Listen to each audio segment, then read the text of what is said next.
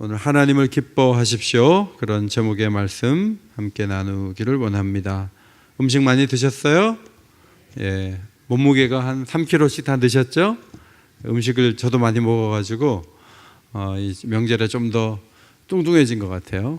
근데 이제 또 계획을 세워서 관리를 좀 해야 될 것 같습니다.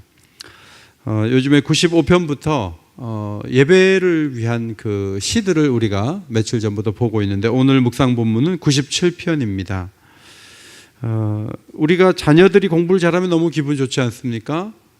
학교를 잘 들어가거나 성적을 잘 받아오면 누가 묻지 않아도 얘기해주고 싶은 그런 생각이 듭니다. 우리 통장에 쓸 돈이 넉넉하게 있으면 굉장히 마음마저 이렇게 넓어지는 것을 볼 수가 있죠. 우리가 언제 좋아하는가 보면 우리 자신이 주목받을 때 좋아해요. 우리 자신을 이렇게 멋있다고 얘기해주고 이렇게 지켜봐주고 대단하다고 지켜 세워주고 그러면 우리는 굉장히 기쁘죠. 또 우리가 언제 좋아하는가 하면 우리 소원대로 될 때, 내가 원하는 일들이 내가 원하는 시점에 척척 되어지면 너무너무 기분이 좋아요. 초점이 늘 우리 자신이나 자녀들, 우리가 하는 일에 맞춰져 있고 과거보다는 현재가 중요하고 미래보다 현재가 중요하죠. 그래서 지금 내가 여기서 문제없이 평안하게 살고 사람들이 알아주는 삶, 그것이 우리가 기뻐하는 상태라고 볼 수 있는데 문제는 기도조차도 그런 방향으로 우리의 기도가 계속 이렇게 이어지고 있다는 것이죠. 95편부터 100편까지는 하나님이 주인공이 되세요. 하나님이 주제가 되시고 하나님이 주인공이 되세요. 하나님이 노래할 이유이고 하나님이 즐거워할 대상이며 하나님 때문에 감사하자, 이런 시가 계속 나오고 있어요. 95편 2절에 우리가 감사함으로 그 앞에 나아가며 시를 지어 즐거이 그를 노래하자. 감사함으로 하나님께 나아가는데 시를 짓재요. 시. 하나님을 향한 찬송시를 좀 지어서 하나님을 노래합시다. 여호와는 위대하시니 지극히 찬양할 것이요 모든 신들보다 경외할 것이며. 98편 1절 같이 읽습니다. 새 노래로 여호와께 찬송하라. 그는 기이한 일을 행하사 그의 오른손과 거룩한 팔로 자기를 위하여 구원을 베푸셨도다. 찬송할 만한 이유가 하나님께 있다는 거예요. 그분의 그 구원하심, 그분의 거룩한 팔을 드셔서 우리를 구원하심, 그것이 우리가 새 노래로 하나님을 노래할 이유가 된다. 99편 3절 주의 크고 두려운 이름을 찬송할지니 그는 거룩하심이로다. 여러분, 하나님 그러면 막 감사하고 기쁘고 만나고 싶고 막 흥분되고 너무 막 좋고 그래요? 하나님 그러면 대부분의 사람들이 좀 두렵고 어렵고 멀리 계신 것 같고 그런 느낌을 갖게 되는데 오늘 97편을 지은 시인은 하나님을 기뻐합시다, 이렇게 제안을 합니다. 몇몇 사람을 모아서 하나님 좀 기뻐하시죠, 이렇게 설득한 것이 아니고 1절에 보니까 땅은 즐거워하며 허다한 섬은 기뻐할지어다. 땅이 있고 섬이 있잖아요. 보통 땅은 대륙일 것 같고요, 섬은 조금 더 작은 사람들이 사는 곳일 수 있는데 뭐 호주도 섬이잖아요. 그래서 사실은 옛날에 다 이게 붙어 있다가 떨어졌다 하면서 작은 이 공간들이 생겼는데 미국이라는 거대한 대륙 옆에 쿠바나 자메이카, 도미니카 같은 섬들이 있어요. 그런데 이 섬들은 미국하고 전혀 다른 노선을 취해요. 중국이라는 거대한 대륙 밑에 보면 대만, 필리핀, 말레이시아, 싱가포르 같은 나라들이 있는데 각각의 정치 제도와 구조를 가지고 있어요. 그래서 큰 대륙과 섬들이 각양각색의 어떤 흐름을 갖고 있는데 오늘 시인은 땅과 허다한 섬이 다 하나님을 기뻐하면 좋겠다, 그렇게 제안하는 것을 볼 수 있습니다. 이 제안 속에는 모든 공간에서 예외 없이 모두가 하나님을 찬양하고 기뻐하면 좋겠다, 이런 마음의 소원이 있다는 말씀입니다. 하나님이 어떻게 통치를 하시기에 온 세상이 즐거워하며 기뻐하라는 것입니까? 2절에 보니까 구름과 흑암이 그를 둘렀고 의와 공평이 그의 보좌의 기초이기 때문에. 이 구름과 흑암은 신의 산에서 발견되는 하나님의 임재의 모습인데, 신명기 5장 22절에 여호와께서 이 모든 말씀을 산 위 불 가운데 구름 가운데 흑암 가운데 큰 음성으로 너희 총회에 이르신 후에 더 말씀하시지 않고 그것을 두 돌판에 써서 내게 주셨느니라. 계속 구름 가운데 흑암 가운데 불 가운데 말씀하시면 막 너무 무서워요. 계속 그렇게 하지 않도록 좀 해주세요. 제발 부탁이에요. 그래서 하나님이 기록된 말씀으로 우리에게 오신 거죠. 우리는 한번 들어봤으면 좋겠다 하지만 사실 들어보니까 너무 굉장하죠. 오늘도 만약 여기서 하나님이 임재가 막 구약식으로 나타나면요, 갑자기 전기불이 다 꺼져요. 그리고 막 구름이 저기다 앞이 하나도 안 보일 거예요.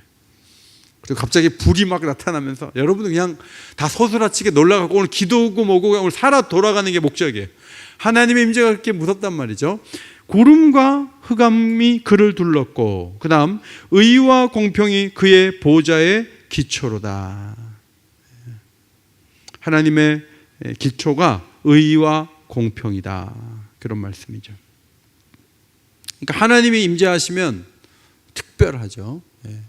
그분의 거처는 의와 공평입니다.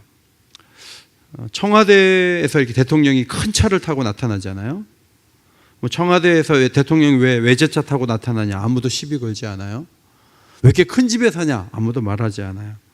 대통령이 자기가 돈 주고 거기 들어가 사는 게 아니고요, 국민들의 세금으로 그분을 이렇게 배려해 줘요. 왜냐하면 대통령이잖아요. 우리와 달라야 돼요. 우리와 다른 위치에 있어야 돼요. 근데 하나님이 우리가 만들어준 구름 가운데 계신 게 아니에요. 우리가 뭐 흑암 이렇게 무대 조명 해드린 게 아니에요. 하나님은 지존자 광대하신 분으로 우리 가운데 계시고 의와 공평이라는 통치 원리를 갖고 이 세상을 움직이신다고 합니다. 이 의와 공평은 89편에도 나와 있는데 89편 14절을 앞에 보시고 같이 읽겠습니다. 시작. 의와 공의가 주의 보좌의 기초라. 인자함과 진실함이 주 앞에 있나이다. 의라는 체데크라는 히브리 단어는 올바르다, 깨끗하다, 공정하다, 그런 뜻이에요. 그래서 하나님은요, 공정하신 분이고요, 흠이 없는 분이에요. 뭐 이 복선을 깐다든지 하나님이 틀리게 간다든지 그렇게 하지 않으세요. 하나님은 항상 올바르시고 공정하시고 순결하신 분이세요. 그 다음 공의라는 미시파트라는 이 히브리 말은 정당한 판결, 하나님의 어떤 재판에 대한 겁니다. 그래서 하나님이 판결하실 때 잘못 판단하거나 그렇지 않다는 거예요. 호의적으로 판결하시고 정당하게 판결하신다. 그 다음 기초라는 히브리 말 마콘이라는 단어는 거처로서의 장소예요. 그래서 하나님의 보좌가 의와 공평의 그 거처 위에 있다는 거예요. 여러분, 하나님이 정말 공의로우십니까? 의로우십니까? 하나님이 불의하다고 생각하는 분은 없습니까? 하나님을 이해할 수 없는 분이다. 하나님은 없는 게 낫다. 하나님 없을지도 모른다. 이런 무신론적인 생각을 갖고 있는 분들도 있는데 오늘 시인은 전혀 그런 사람이 아닌 것이죠. 욥의 그 항변을 제가 오늘도 몇 장을 읽어보니까 욥은 너무 억울했던 것 같아요. 그래서 자기가 뭐 잘못한 게 없어요. 이제 하나님을 막 불의하다고 말은 안 했는데 자기가 너무 올바랐어요. 너무 자기 깨끗하고 잘 살았어요. 그런데 이유 없이 어려움이 왔다는 거예요. 그래서 욥은요, 원인도 이유도 목적도 모르겠다는 거예요. 나는 문제가 없었는데 왜 이런 일이 있는지 정말 모르겠다고 친구들에게 막 쏟아냈어요. 그때 폭풍우 가운데 하나님이 임재하셔서 하나님이 하신 말씀이 뭐냐면 내 의와 공평은 아무 문제가 없다 하고 설득을 하시고 압박을 하셨어요. 그때 욥이 이제 그 말씀을 다 듣고 한 얘기가 욥기서 42장에 나옵니다. 자, 욥기서 42장 같이 한번 읽겠습니다. 시작. 무지한 말로 이치를 가리는 자가 누구니까? 나는 깨닫지도 못한 일을 말하였고 스스로 알 수도 없고 헤아리기도 어려운 일을 말하였나이다. 내가 주께 대하여 귀로 듣기만 하였사오나 이제는 눈으로 주를 배움나이다. 무지한 말로 이치를 가리는 자가 자기였어요. 깨닫지도 못한 일을 말한 사람이 자신이었어요. 헤아리기 어려운 일을 헤아린 것처럼 말했던 사람이 자신이었어요. 하나님의 의와 공평에는 아무 문제가 없었습니다. 제가 논리적으로 머릿속에 그리고 있었는데 이제는 귀로 듣던 일을 눈으로 보고 있습니다. 하나님이 하신 말씀을 다 받아들이겠습니다. 하나님은 의로우십니다. 공의로우십니다. 이렇게 고백한 것을 볼 수가 있습니다.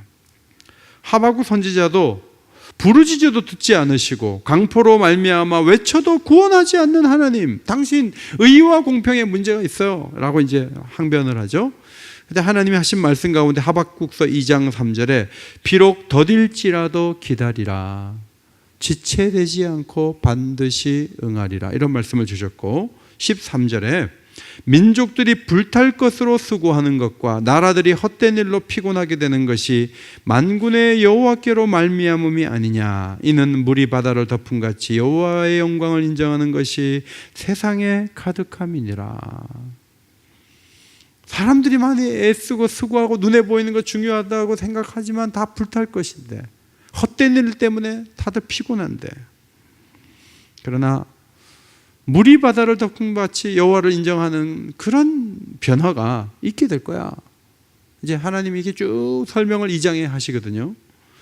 그때 3장에 가면 수긍하면서 하박국 선지자가 한 말이 3장 2절, 여호와여 내가 주께 대한 소문을 듣고 놀랐나이다. 여호와여 주는 주의 일을 이 수년 내에 부응하게 하옵소서. 이 수년 내에 나타내시옵소서. 진노 중에라도 긍휼을 잊지 마옵소서. 그러니까 하박국 선지자가 처음에는 하나님 뭐가 의로워요? 뭐가 공평해요? 막 그러다가 하나님 쭉 말씀하신 걸 듣고 하나님 계획하신 바라면 수년 내에 하십시오. 하나님 손에 다 맡겨드립니다. 이렇게 고백하는 것을 볼 수가 있습니다. 여러분, 예상치 못한 고생을 하거나 세상이 불의한 것 같은데 바로 빨리 잡아주지 않는다 그래서 여러분이 하나님이 지금 뭐 하시는 거야? 하나님은 의로운 분이 아니시네. 공평하지도 않으셔. 이렇게 우리가 말할 수가 없다는 거예요. 하나님은 그분의 그 깊고 깊은 지혜와 섭리 속에서 일을 하세요. 그것은 욥이 말한 대로 헤아리기 어려운 것들이에요. 우리는 왜 그렇게 하시지? 답답할 때가 너무 많아요. 홍해로 이렇게 내려갈 때도 그쪽으로 가면 원래 안 돼요. 그런데 하나님께서 홍해로 가서 시내산 저 반대 방향, 가나안 반대 방향에 가서 말씀을 주셔요. 홍해로 갈 때 바로의 군사들이 거기 수장되는 걸 머릿속에 그릴 수 있는 사람은 아무도 없어요. 그런데 반대 방향으로 가도 다 목적이 있는 거예요. 돌아가도 다 이유가 있는 거예요. 하나님이 행하시는 것들은 다 의롭고 공평한 것이다. 그러므로 우리는 하나님을 언제나 찬양을 해야 하는 것이죠. 성도 여러분, 하나님 보좌의 기초는 의와 공평임을 항상 인정하시기를 바랍니다. 하나님은 틀리지 않아요. 하나님은 우리가 시비를 걸 정도의 위치에 계시지 않아요. 하나님은 항상 오르세요. 하나님 하신 일은 가장 정당하세요. 마리아가 정혼한 상태에서 임신을 한다. 아유, 마리아가 너무 힘들었어요. 나는 사내를 알지 못합니다. 막 그러면서 우리로 말하면 펄쩍 뛰었어요. 그런데 엘리사벳을 만나게 해서 엘리사벳의 얘기를 들으면서 설득이 됐어요.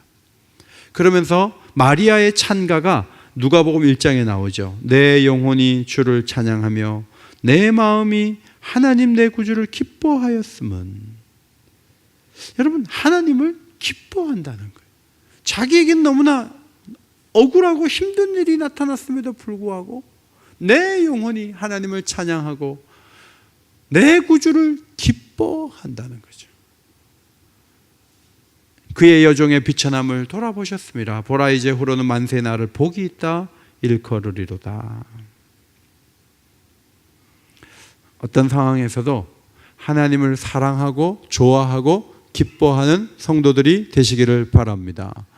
하나님을 사랑하고 좋아하고 기뻐하는 게 너무너무 중요해요. 그 다음 3절에 불이 사방의 대적들을 사른다. 번개가 세계를 비추니 땅이 보고 떨었다. 산들이 밀랍같이 녹았다. 이런 말씀이 있어요. 하나님은요, 손볼 사람들을 손보시는 분이세요.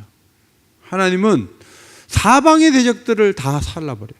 하나님은 한쪽만 손보는 분이 아니에요. 하나님은 위아래로 다 봐요. 우리는 사실 일본하고 저 청나라, 저 북쪽하고 뭐 이렇게 중간에 껴가지고 뭐 한번 일본 정벌도 못 나가보고요.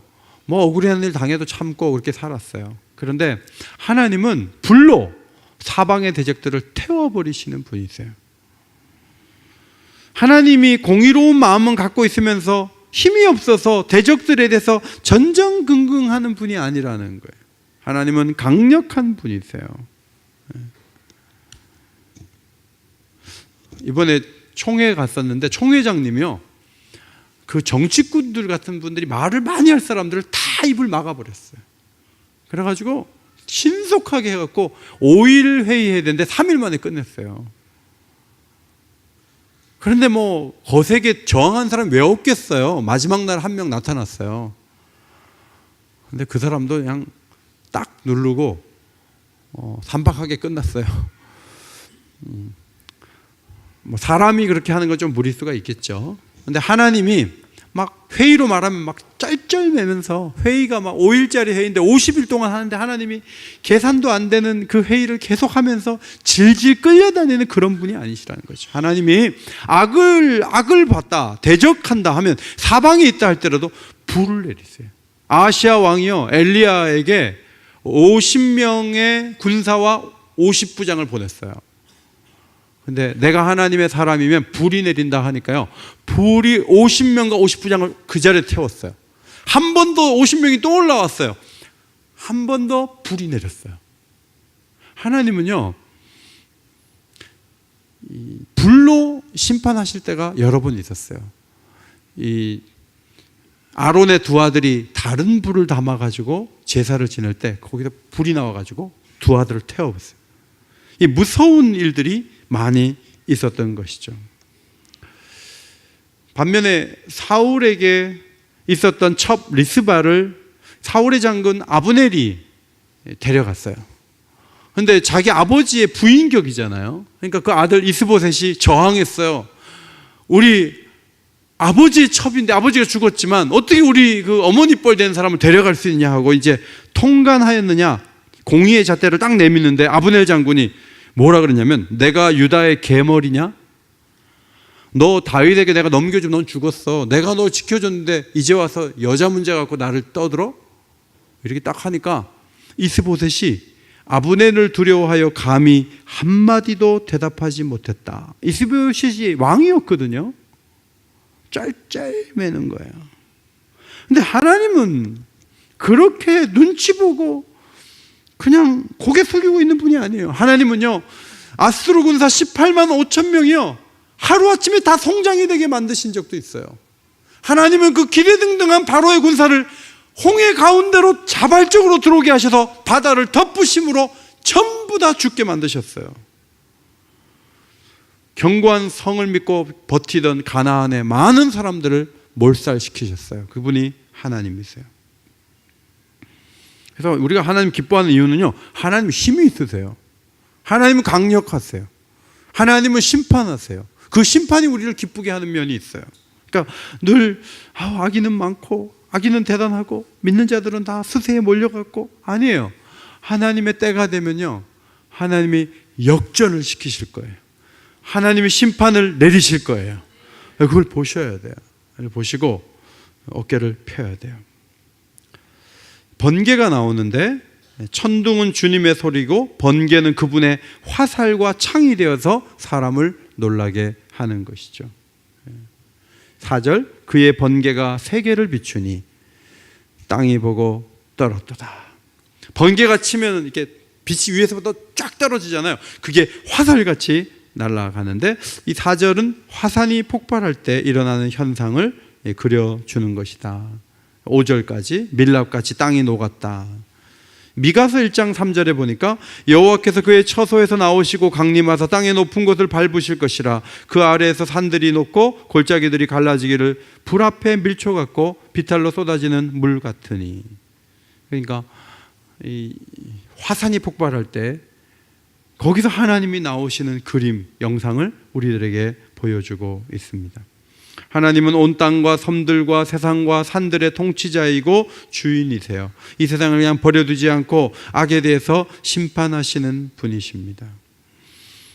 당장 내가 원하는 방식으로, 내가 원하는 그 대상에 대해서 당장 하지 않아서 그렇지, 하나님의 선과 그림자는 반드시 하나님의 때에 온다는 것을 우리가 믿고 하나님을 바라보면서 마음에 기뻐하고 즐거워해야 된다 하는 것입니다. 6절 말씀을 함께 읽겠습니다. 6절 시작.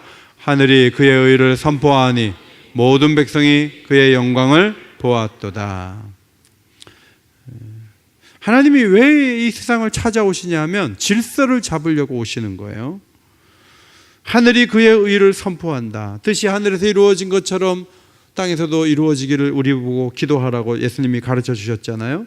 그래서 모든 사람들이 주의 영광을 볼 날이 오게 된다는 것이죠. 이사야 선지자는 겁내는 사람들에게 외쳤습니다.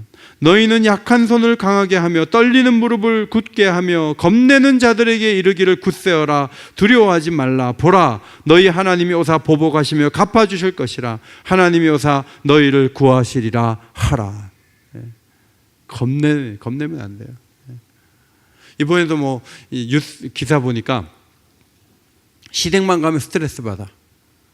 그래가지고 며느리가 갑자기 사라졌는데 어디 방 얻어가지고 갔어요. 가가지고 거기서 혼자 스파게티 해 먹었대.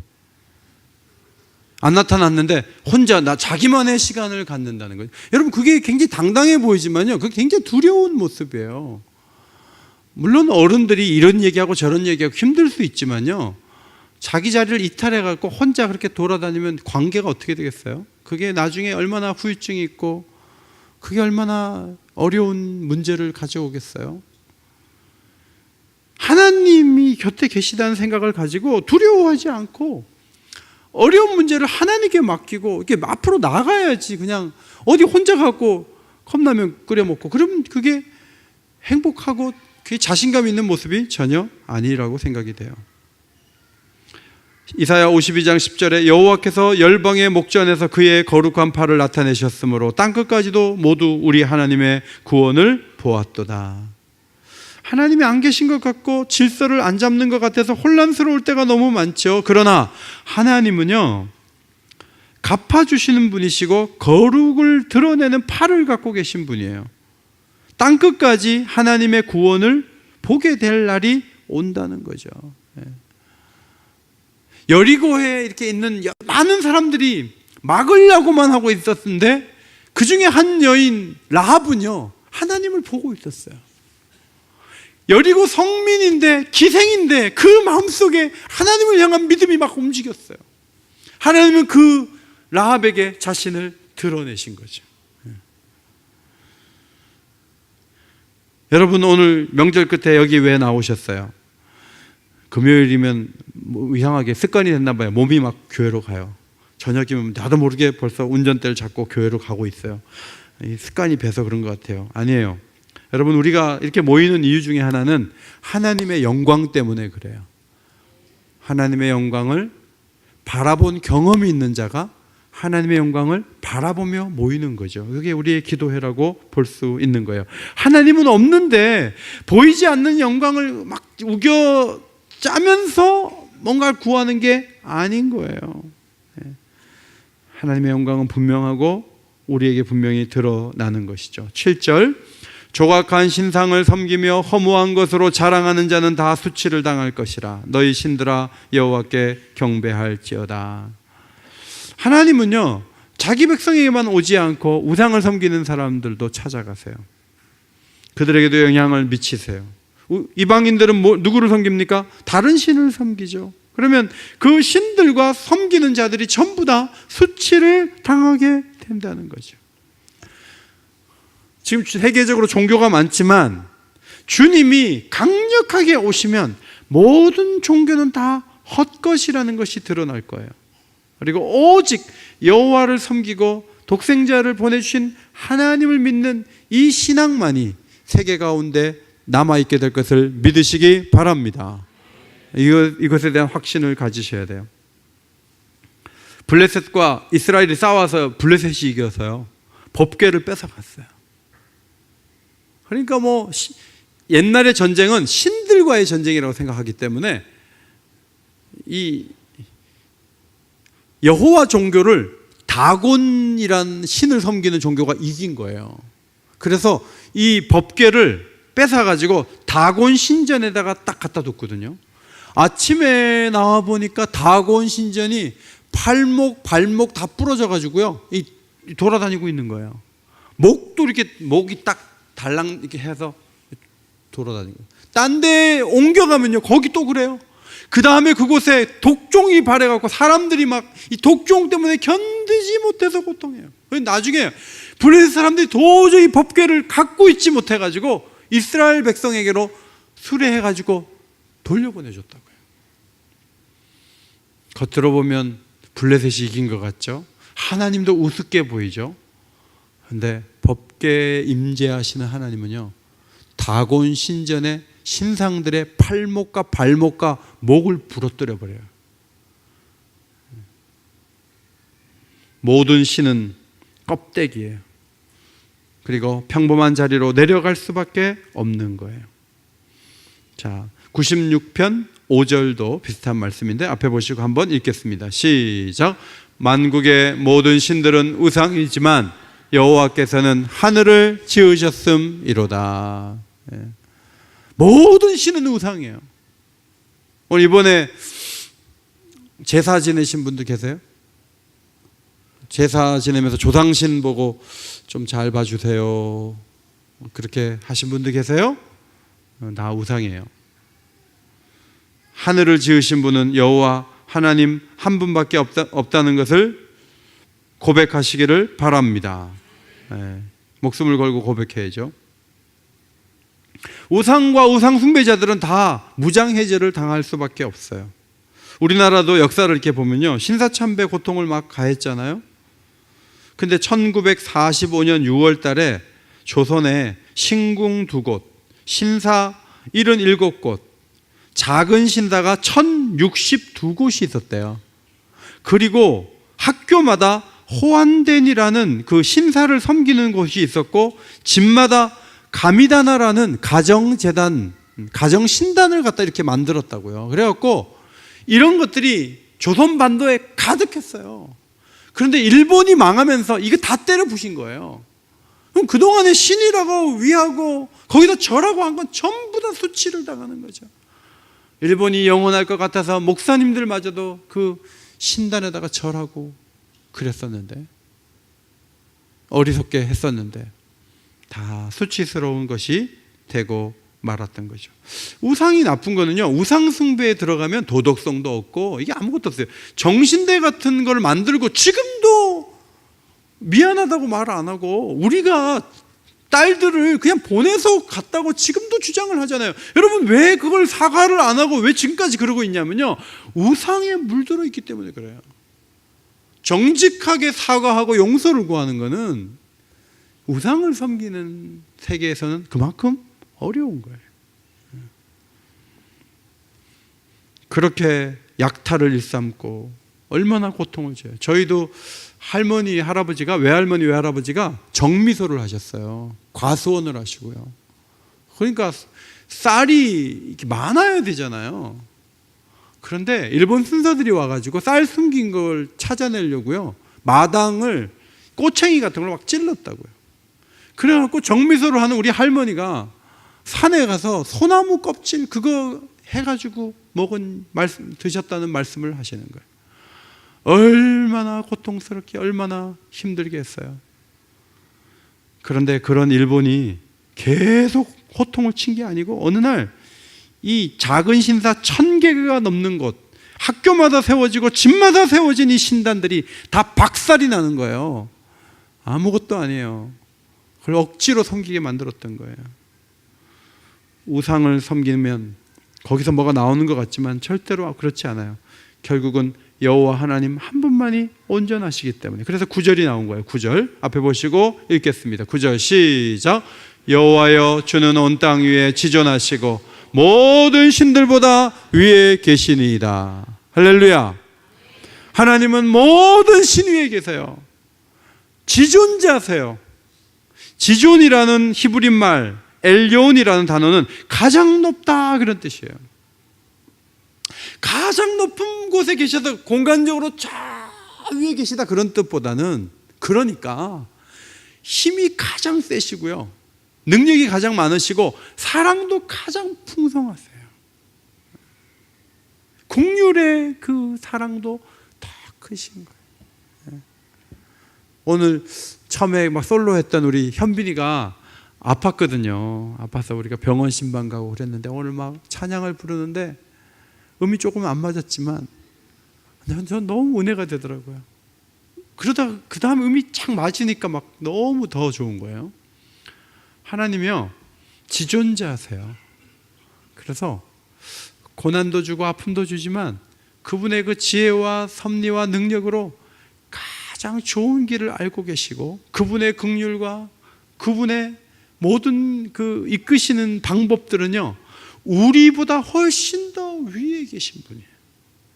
그래서 지존자 하나님을 위대하시다, 모든 신보다 위에 계시다, 이렇게 고백하는 것은 얼마나 귀한 고백인지 몰라요. 세상에서는 최고의 기업이 2등이 되기도 하고 3등이 되기도 해요. 최고의 제품이 구식이 되는 것이 다반사예요. 그런데 하나님은 존재적인 면에서 그런 것을 허용하지 않으십니다. 그래서 우리가 고백해야 될 말이 시편 83편 18절입니다. 앞에 보시고 같이 읽습니다. 시작. 여호와라 이름하신 주만 온 세계의 지존자로 알게 하소서. 하나님만이 지존자예요. 그거를 온 세상이 알게 해달라는 기도를 드리는 거예요. 여러분의 꿈이 뭐예요? 여러분이 지존이 되려고 하지 마세요. 여러분 자녀가 지존이 될 필요도 없어요. 하나님만이 지존자로 알려지는 일에 우리의 목숨을 바치고 우리의 최선을 다하기를 간절히 소원합니다. 여기에 교회의 생명이 있고 여기에 사명이 있는 거예요. 온 세계의 지존자 하나님을 알리고, 그렇게 되도록 하기 위해서 우리의 교만한 마음을 낮추고 겸손히 하나님을 인정하고 하나님만이 지존자이십니다. 고백하는 게 중요하죠. 10절 말씀입니다. 여호와를 사랑하는 너희여 악을 미워하라. 그가 그의 성도의 영혼을 보존하사 악인의 손에서 건지시느니라. 7절에 허무한 것으로 자랑하는 자가 나오는데 10절에는 여호와를 사랑하는 자가 나와요. 이 여호와를 사랑하는 자의 특징이 뭐냐면 악을 미워하는 거예요. 믿음은 굉장히 좋은데 도덕성이 떨어지는 경우가 있어요. 그거는 제대로 믿는 게 아니에요. 제대로 믿을수록 악을 미워하는 게 맞아요. 우리는 세상이 따라올 수 없는 도덕성과 윤리성을 갖고 살아갈 수 있습니다. 왜냐하면 우리가 믿는 하나님이 그런 분이기 때문에 그래요. 하나님을 사랑한다면 하나님 원치 않는 악에 대해서 반감을 갖고 미움을 갖는 게 마땅한 거예요. 악을 미워하고 멀리해도, 그래서 악이 나를 공격한다 할지라도 하나님이 사랑하는 자를 하나님이 지키신다는 믿음을 가져야 돼요. 그래서 불이익이 온다 할지라도 악과 타협하고 악에게 잘 보이고 그럴 필요가 없어요. 하나님이 함께 하시면 된다. 하나님 보호해 주신다. 다니엘이 사자굴에 던져지면서도 자기의 생활 패턴을 꺾지 않잖아요. 정한 시간에 창문을 예루살렘으로 향해 열고 기도하는 거예요. 비굴하게 타협하지 않죠. 근데 하나님이 다니엘을 지켜주시는 거예요. 오늘 우리가 기도할 때 하나님이 우리에게 주실 힘이 뭐냐면 담대함이라는 선물을 우리에게 주셔야 돼요.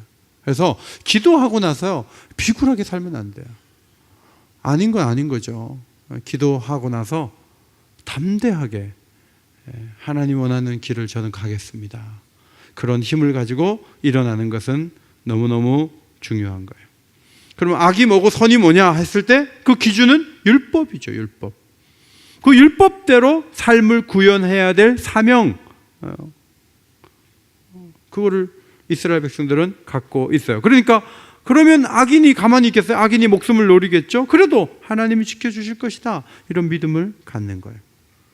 아벨은, 히브리서 11장에 아벨은 가인의 악행에 무너졌지만 그 믿음이 지금도 말하느니라, 이런 말씀이 있어요.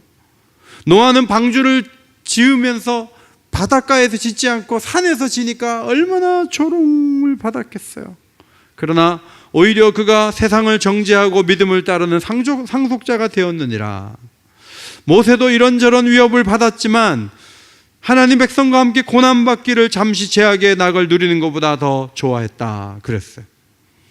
의인의 길을 걸어갔던 믿음의 선배들은 나라들을 이기고 의를 행하고 약속을 받고 사자들의 입을 막기도 하며 불의 세력을 멸하기도 하며 칼날을 피하기도 하며 연약한 가운데 강하게 되었다. 그렇게 히브리서 11장에 기록이 되어 있어요. 하나님은 어떤 경우에도 여러분을 버리지 않습니다. 여러분의 보호자가 될 것을 믿으시기 바랍니다. 그런 믿음이 필요해요. 뭐 보호자만 됩니까? 오늘 시편에 없지만 하나님은 공급자도 되세요. 그래서 우리가 걱정을 크게 두 가지로 하는 것 같아요. 하나는 안전에 대한 거고요, 또 하나는 결핍에 대한 거예요. 그런데 이 두 가지를 다 도와주실 수 있는 분이 지존자 하나님이세요.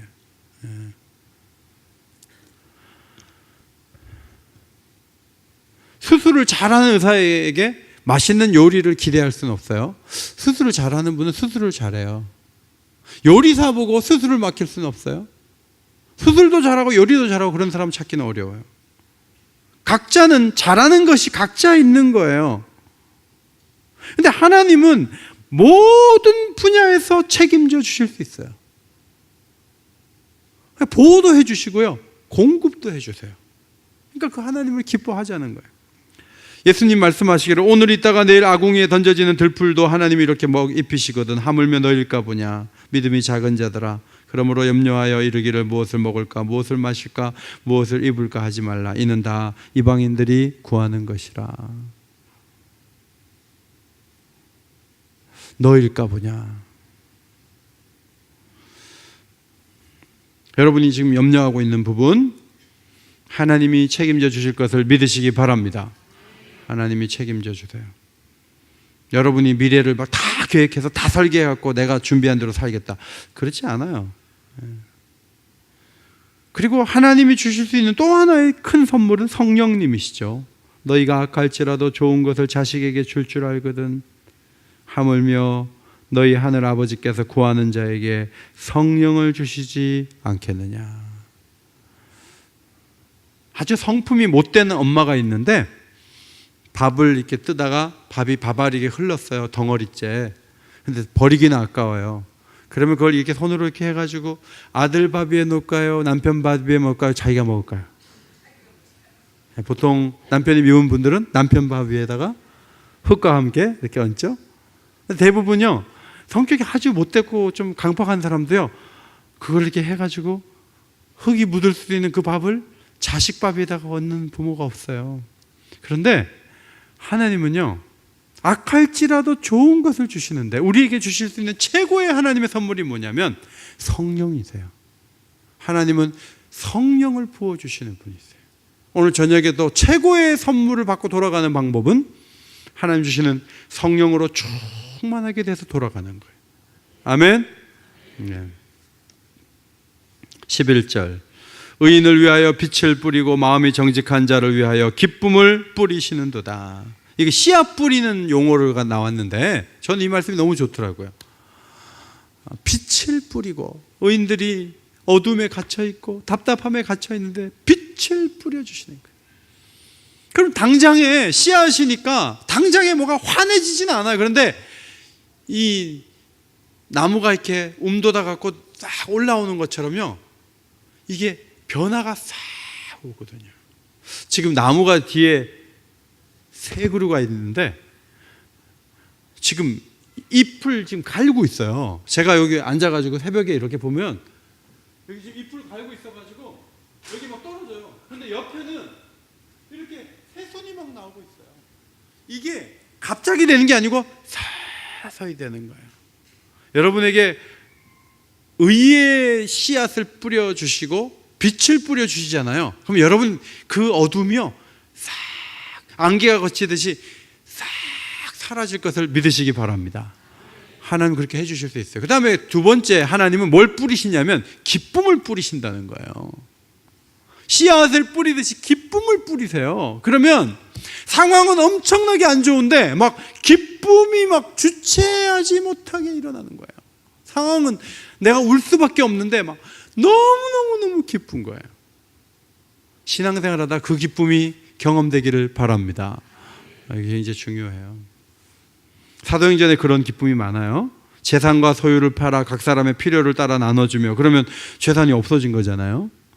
그 다음에 날마다 마음을 같이하여 성전에 모여 매일 모여. 매일 얼마나 피곤하겠어요. 매일 모이면 내일 저녁에도 기도하면 나오실 분, 주일 저녁에도 기도하면 나오실 분. 그런데 초대교회는 저요 하고 다 나왔다고요. 그런데 그 다음에 집에서 떡을 떼며 기쁨과 순전한 마음으로 음식을 먹고, 돈 다 나눠주고 너무 허탈해, 맨날 모이려니까 힘들어 죽겠어. 보통 그렇죠. 그런데 여기서 기쁨은 하나님이 뿌려주신 기쁨이에요. 말이 안 돼요. 말이 안 돼. 재산은 감소됐고 맨날 모이려면 힘들 텐데 또 압박도 있는데 어떻게 기뻐요? 근데 기쁨이 발견되잖아요. 6장 41절에도 그 이름을 위하여 사도들이 능력받는 일에 합당한 자로 여기심을 기뻐하면서, 한 번만 더 전하면 죽을 줄 알아 이러고 있는데 막 기뻐하는 거예요. 하나님이 주시는 기쁨이에요. 병원에서 뭐라 그래도 기쁨이 무너지지 않기를 바랍니다. 오늘 이번에 시댁에 가서 좀 얘기 좀 한마디 또 듣고 온다 할지라도 억울해하지 마시고 기뻐하시기를 바랍니다. 며느리들을 크게 대답하세요. 너무 이렇게 막 무너지지 마세요. 무너지지 말고. 그 시어머니는 그 위에 시어머니에게 100배의 스트레스 받은 분들이에요. 그게 100분의 1밖에 안 한 거예요, 사실은. 옛날에는 뭐 얼마나 심했는데 이제 점점 좋아지는 거죠. 요즘은 뭐 그 시댁으로 오라고 안 한다면서요. 그래가지고 뭐 어디 음식점으로 다 와라. 그래갖고 다 거기서 모여서 밥 한 번 딱 먹고 해산. 그래갖고 막 며느리들이 막 할렐루야 이러면서 딱 흩어지고. 요즘 이렇게 좋은 세상을 살고 있는데.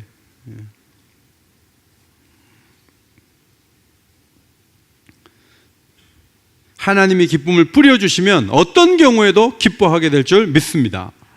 하나님이 뿌려주시는 기쁨을 받아야 돼요.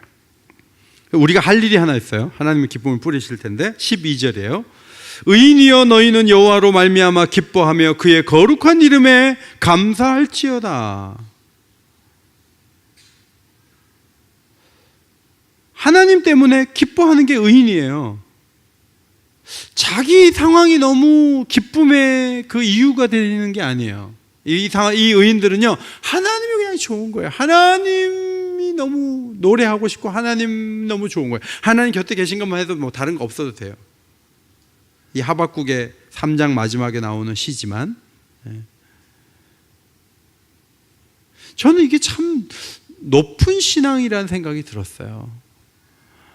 뭐 기도 응답이 좀 늦어지는 게 있어요. 근데 하나님이 곁에 계시니까 괜찮다는 거예요. 얼마나 놀라워요.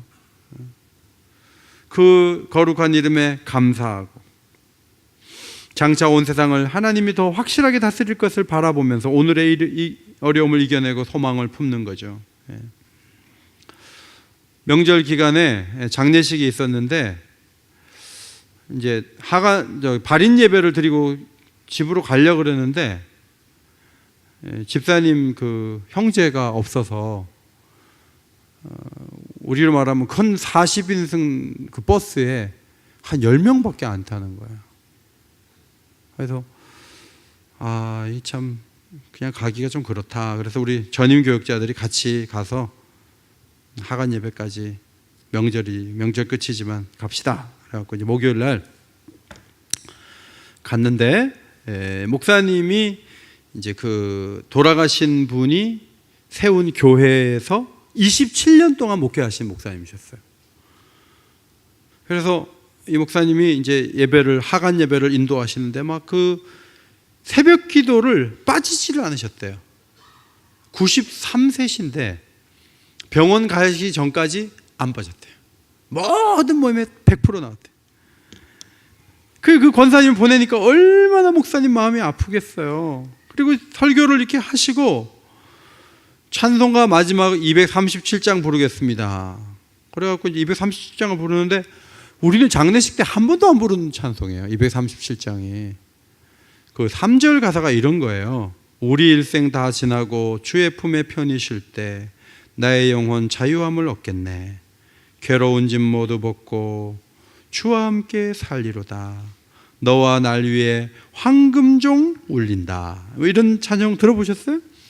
이 찬송을 저는 이제 조금 아는데 우리 교육자들은 이건 처음 불러보는 찬송인데 그래도 잘 못 부르죠. 후렴이 이래요.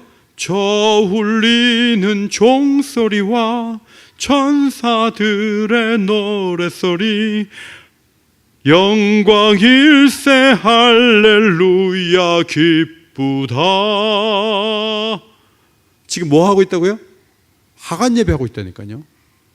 하간 예배 드리는데 영광일세 할렐루야 기쁘다 기쁘다 하는데 그 시골 교회 그 한 10여 명, 15명 정도 되는 그분들이 이 찬송을 너무너무 크게 부르는 거예요. 열심히. 서울에서 온 우리들만 잘 몰라 노래를. 그리고 가사가 뭐 기쁘대요. 뭐가 기뻐? 빛나는 저 강 건너편 아름답고 영원한 곳 너와 날 위해 황금종 울린다. 그래. 이 찬송을 듣는데 가사도 좋고요. 그 시골 성도들의 그 찬양하는 모습이 너무 은혜가 되는 거예요. 그래서 제가 예배 끝난 다음에 목사님 보고 목사님 찬양이 살아 있습니다. 정말 은혜로운 예배였습니다. 제가 그렇게 얘기했더니 그 목사님이 수는 적지만 우리는 살아있습니다. 이렇게 얘기하더라고요. 여러분, 예배당이 적고 시골에 있다 그래서 우리가 무시하겠습니까? 하나님하고 친한 사람은 살아있어요. 하나님하고 먼 사람은 기죽어 있어요. 왜 우리는 늘 예배드리고 늘 찬송하고 늘 고백하는데 마음의 기쁨이 짧고 빨리 끝나게 될까? 이유가 뭔가 생각해 보니까 너무 우리 자신에게 초점이 많이 맞춰져 있어요. 우리 자신은요 그렇게 길게 기쁨을 누릴 만한 이유들을 가질 수 있는 그런 존재 자체가 아니에요. 우리는 그냥 돌아서면 어려움이 오고 돌아서면 힘든 거예요. 우리는 그래요. 그런데 시선을 하나님께로 옮기시기를 바랍니다.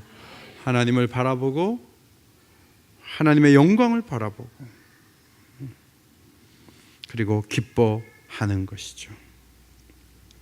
땅에 발을 붙이고 살지만 하나님이 계시니까 남다른 생각과 기쁨을 안고 걸어갈 수 있는 주의 백성들이 다 되시기를 주의 이름으로 축원합니다.